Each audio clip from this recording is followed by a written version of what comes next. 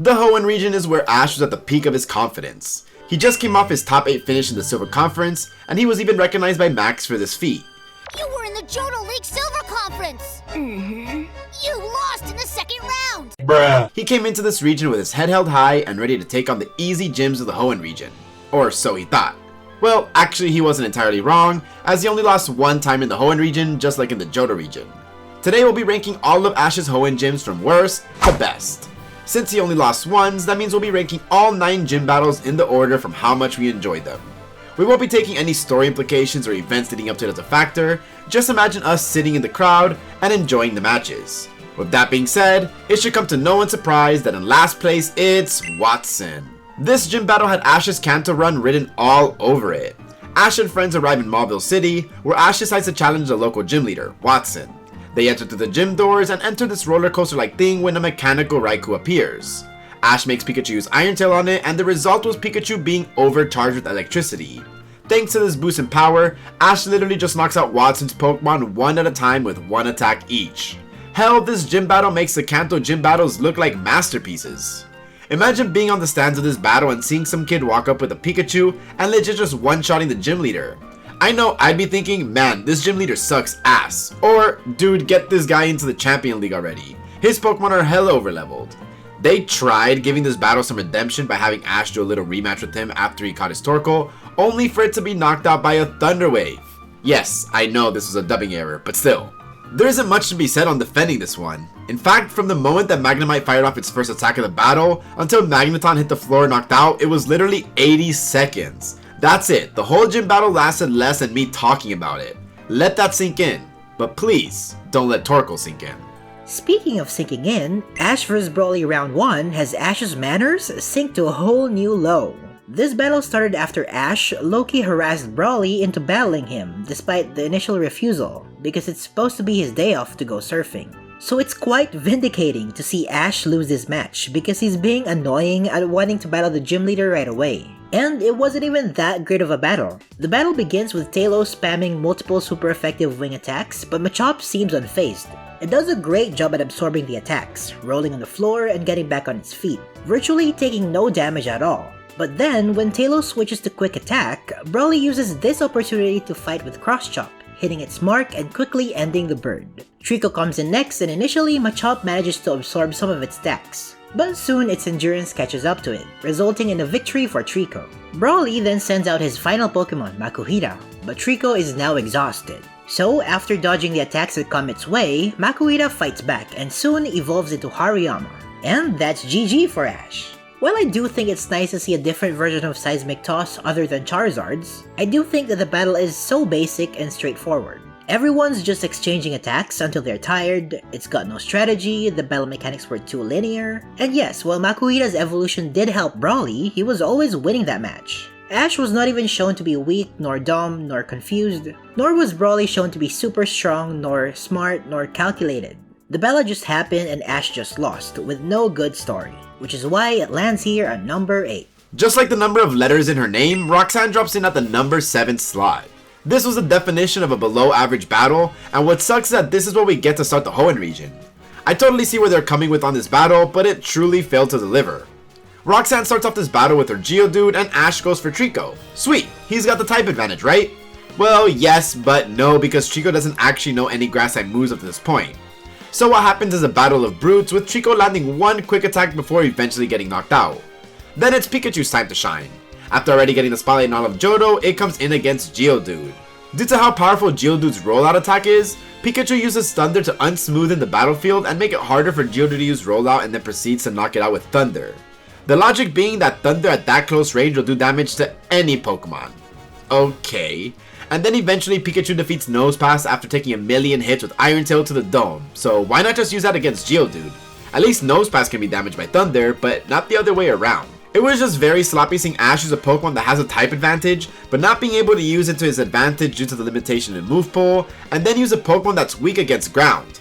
I also found that Pikachu absorbed so many hits and was able to stand strong due to the power of friendship. I always hate that trope. But if you really want to see some anime plot armor, then... How about Thunder Armor? It's rare to see double battles in the Pokemon anime, and Ash vs Tate and Liza will forever remain as one of the most polarizing ones. For its pros, I do think that the battle did a pretty good job at showcasing the individual strengths of Solrock and Lunatone. Literally, I've never seen Tackle hit this hard. I enjoyed how they each managed to bait Pikachu and Swellow into a trap. And there's also something to like about the story progression, where the twins started out as being out of sync, always blaming each other for their failures, which then evolved to them having each other's backs, using their Pokemon's own individual strengths to help the other. In addition, both locations were quite spectacular. But that's the problem. Why are there two different locations? Well, that's because Team Rocket ruined their battle midway, killing its entire pacing. So instead of having one great battle, it ended up having two substandard half battles shoved in a single episode with Team Rocket as the interlude. I also think that Pikachu and Swellow didn't really showcase a good amount of teamwork. For most of the battle, Pikachu just rode on top of Swellow's back, and the reason that they won had nothing to do with teamwork. In fact, Solrock and Lunatone were clearly the better team. Instead, they won because of something so stupid and out of nowhere. Something that defies even Pokemon anime logic, which says a lot. Honestly, Thunder Armor has now become an iconic meme for how stupid it was. You can't even be mad.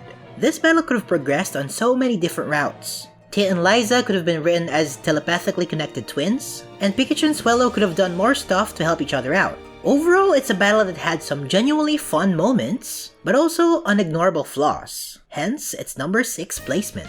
The only gym leader on this list receiving the same spot of the list in the order that their gym battle actually is Norman, who comes in at the number 5 spot. I always felt like this battle was a banger, but rewatching it, it was just okay. Right in the middle. The battle starts off with Pikachu going against Slackoth, but this isn't a regular Slackoth, this one has Ultra Instinct. It isn't the lazy Pokemon you think it is, because not only does it do a good job of dodging Pikachu's attacks, but it hits hard with moves like Blizzard and Shadow Ball. Unable to do any damage to the Slackoth as Pikachu is stuck in place due to Blizzard, Ash recalls Pikachu, and upon hearing this command, he's now able to move. Hello? Anyways, Ash sends out his Torkoal to deal with the Sloth, and with one overheat blasting his way towards a normal type, Ash takes the advantage of this battle. Norman sends out his second Pokemon Vigoroth, a Pokemon that Ash previously lost to when he first battled Norman, and it dodges an overheat and knocks out Torkoal with one scratch. Oh brother, this guy stinks! Now Pikachu goes back into the battle, and the only thing of note between their clash is that Pikachu activates his static ability for the first time. Anyways, a few back and forth clashes, and they are both down for the count in a tie.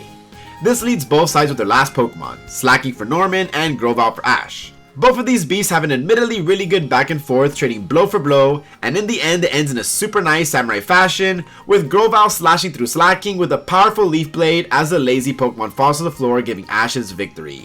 The Slacking vs Grovyle 1v1 was pretty good, but the rest was just okay at best.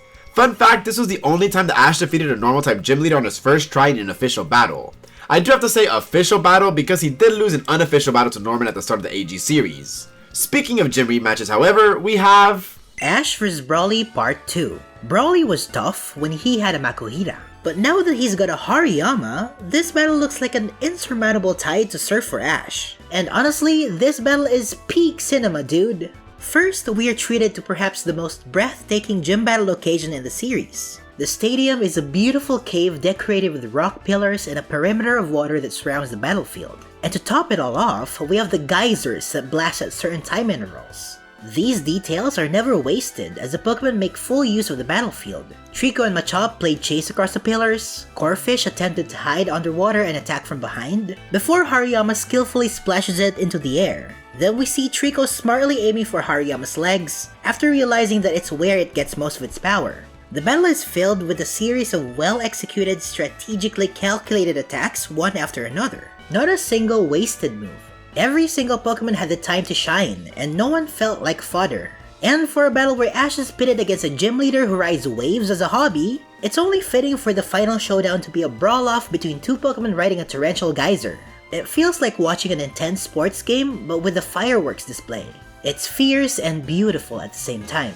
Honestly, my only gripe in this battle is the fact that Ash was able to recall his Pokemon without sending a new one when Machop was charging in for a powerful cross-chop. That part felt unfair.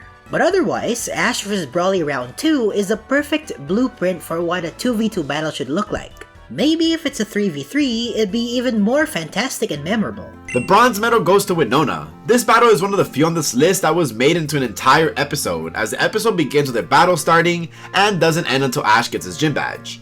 The battle starts off with Winona using her in-game ace Altaria, and Ash going for the type disadvantage using Grovyle. But if there's something the anime should have taught us by now, it's that types are just a recommendation, as his Grovyle uses the arena to the advantage and is able to eventually defeat Dragon Flying Pokemon with the quad-resisted Leaf Blade. Then Winona sends out her Pelipper, so Ash uses his Brain and sends out his Pikachu since he has the 4x advantage now. But like I said, types are just a recommendation because thanks to Pelipper using Steel Wing to ground itself to the ground, it's not weak to electric type moves anymore. Eventually the two Pokemon knock each other out. Then Winona sends out her anime ace, a shiny Swellow, and honestly, I love it. I truly wish shiny Pokemon got more spotlight in the anime, and giving it as a gym leader ace is amazing. Swellow is able to take down Grovyle, and this is the gym where Ash's Swellow shines best. Get it? Shines? And it has an aerial showdown against Winona's Swellow. They had a great back and forth, flying through the sky and trading attacks, before one final wing attack was able to bring the bird Pokemon on its feet. Or on its feathers?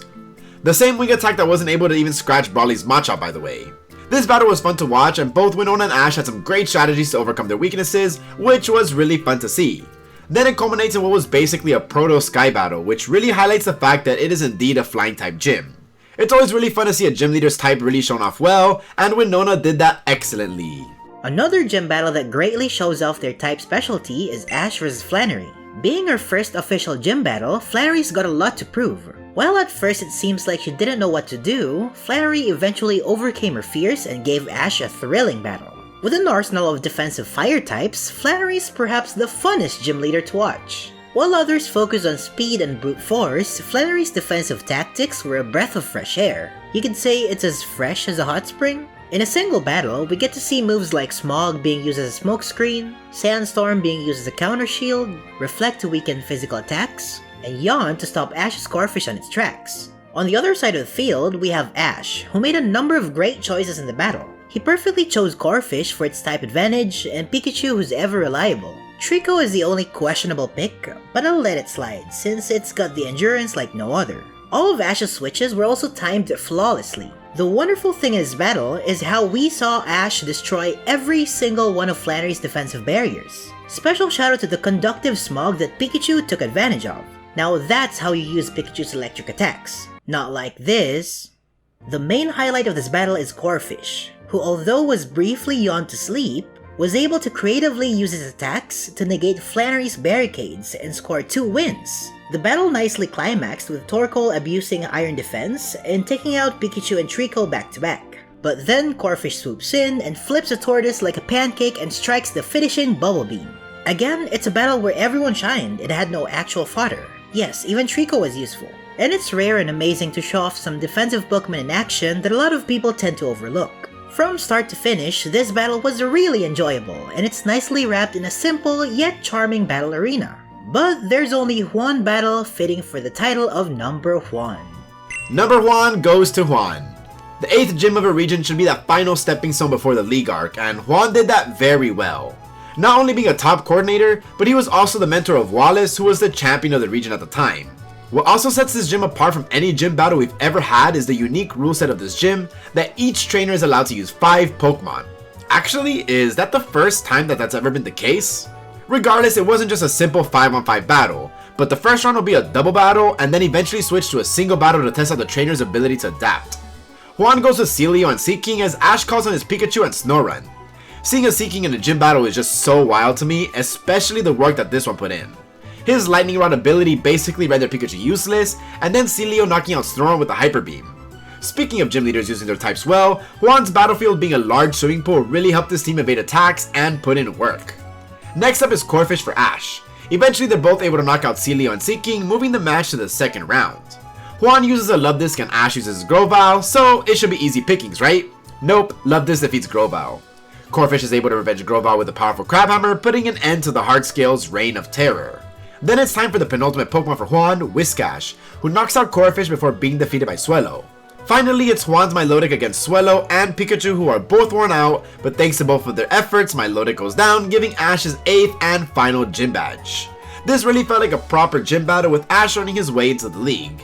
This was really well put together and very well coordinated, and a very rare instance of a 2-episode gym battle. Well done, Juan. Now for Ash's Pokemon's battle records. Snorunt only got a chance to battle against Juan and was defeated before he could score a knockout, so he went 0-1. Coming in at 1-1 was Ash's Torkoal, and his only knockout was using Overheat, and his only defeat came to one scratch, the one-hit wonder. Grovyle actually appeared in 7 of Ash's 9 gym battles, but his record was a measly 4-5. At least he appeared as much as Pikachu, right?